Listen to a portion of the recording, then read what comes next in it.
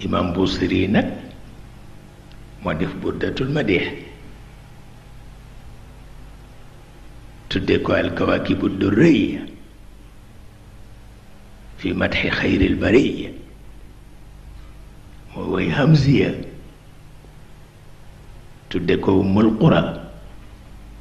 fi madhi xayril wara wante mag ñépp d'accord nañ ci ni mënatul way burd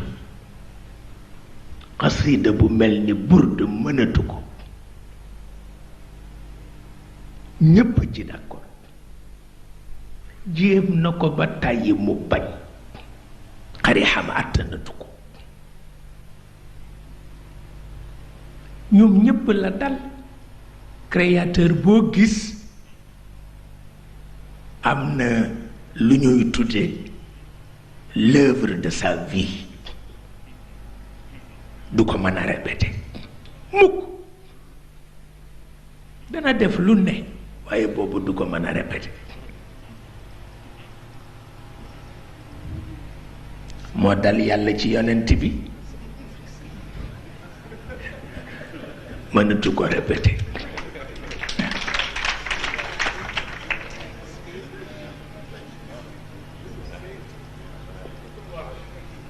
c'est l'œuvre de son existence waaw Sayyidatuna Aïcha moo ko wax mësul xam yonent bi li mu séy moom yëpp ndaw la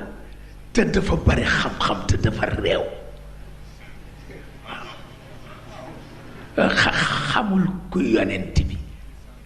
ba ni mu daan def boo timis dee jege mu taalal ko làmp bi timis jege nag néeg bi lëndëm gisul làmp bi yonent bi agsi mu seen làmp ba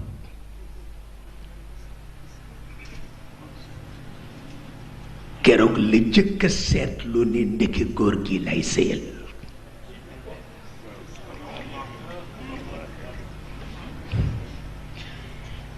lum ci xam xale la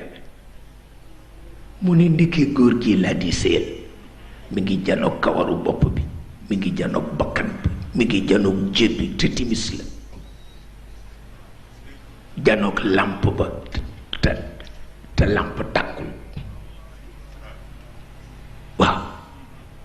mu xam ni du leeru madda leeru jawhar la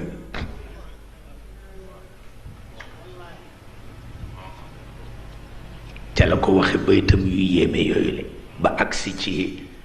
xuliqta mubarra'an min kulli aybin wallahi xuliqta mubarra'an min kulli aybin ka annaka qad xuliqta kama tasha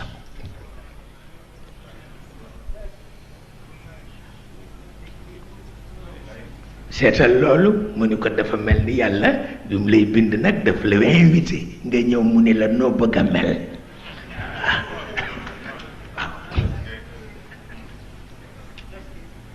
nga naan ko nii laa ko bëgge nii laa ko bëgge mu topp la ci ka annaka qad xuliqta kama tasha moo tax Maodo ni tallahi ما خفت تحنيثا على قسم شرواه ما ضمه الأصداف من تؤم ما خفت تحنيثا على قسم تالله ما خفت تحنيثا على قسم شرواه ما ضمه الأصداف من توامي يا إلهي وزيا أبدا أن محمدنا المختار في القدم والله بيت فهو الذي تم معناه فهو الذي تم معناه وصورته فهو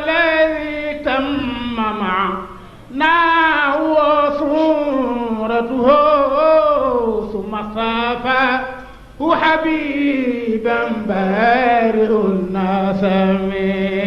وصليا يا إلهي وسيا أبدا أنا محمدا المختار بالقدم منزه عن شريك في محاسنه فجوهر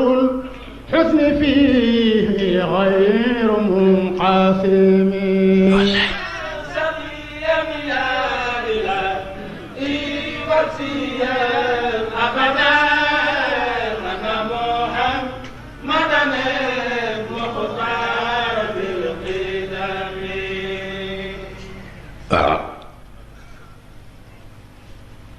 منزه عن شريك في محاسنه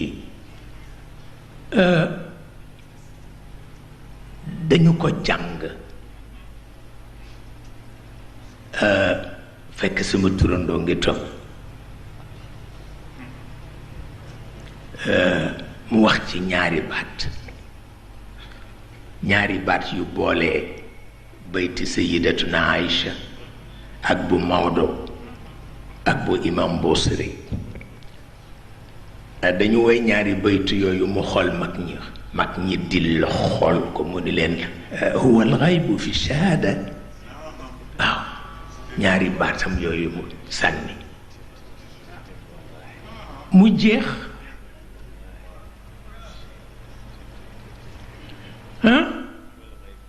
huwa al-ghaybu fi shahada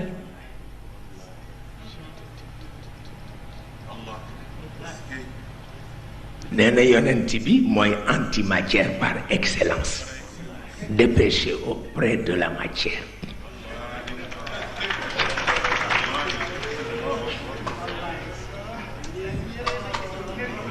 waaw